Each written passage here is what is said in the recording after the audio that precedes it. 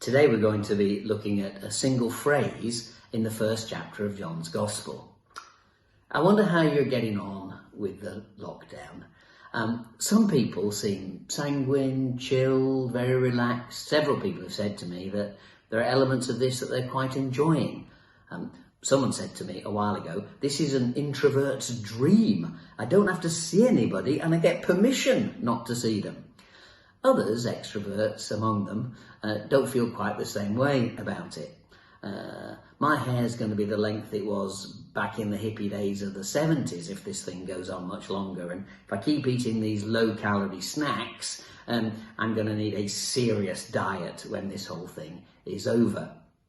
So I wonder how you're coping and how you're feeling. Some people, far from being relaxed, are increasingly frustrated. They want answers to questions they don't feel they're getting. So if you're relaxed, great. If not, perhaps you're asking some of these questions. So many people have either written to me or phoned me and asked some of these questions and wondering how we might respond to them.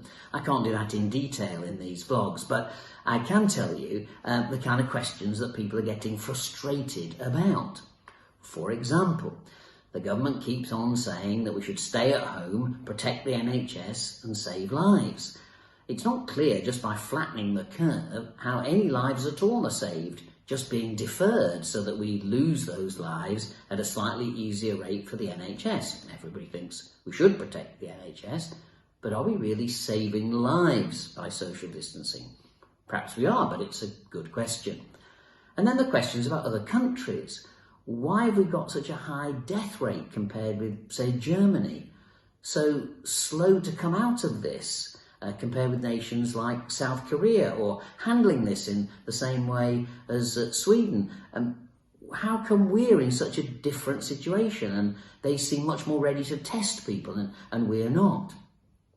Questions about, if the science is saying that closing schools doesn't make much difference, why aren't we opening the schools and releasing parents from some of the pressure of having kids at home and also going back to work? And then questions like, is the cure for this worse than the disease? 2 million perhaps unemployed, huge hit to the economy.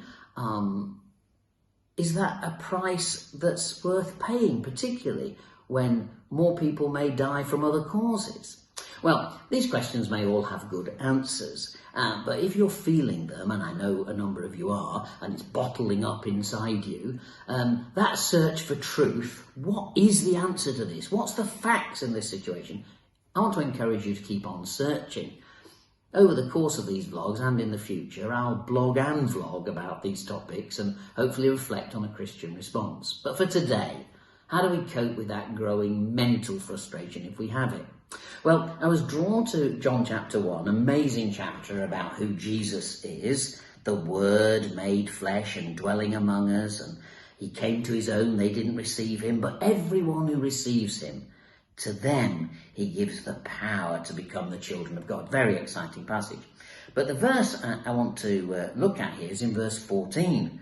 The Word became flesh, made his dwelling among us. We've seen his glory, the glory of the one and only, who came from the Father, and this is the phrase, full of grace and truth.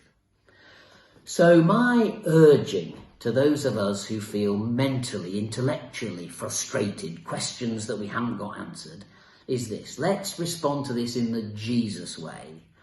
It'll take the stress out of us, lower our blood pressure, which is always a good thing, and also help us to be like Christ in our responses. Yes, he was full of truth.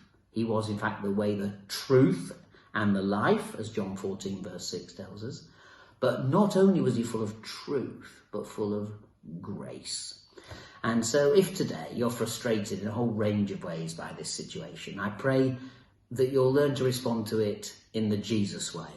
Full of, yes, a passion for truth and right, but doing it in a way that's full of grace and gentleness, filled with that spirit of Jesus as well. Believe me, I know this isn't easy. As a personality, I'm at the end of the debate, which is aggravated, frustrated, a little bit wanting to get back to life as we know it. So I really understand how easy this isn't.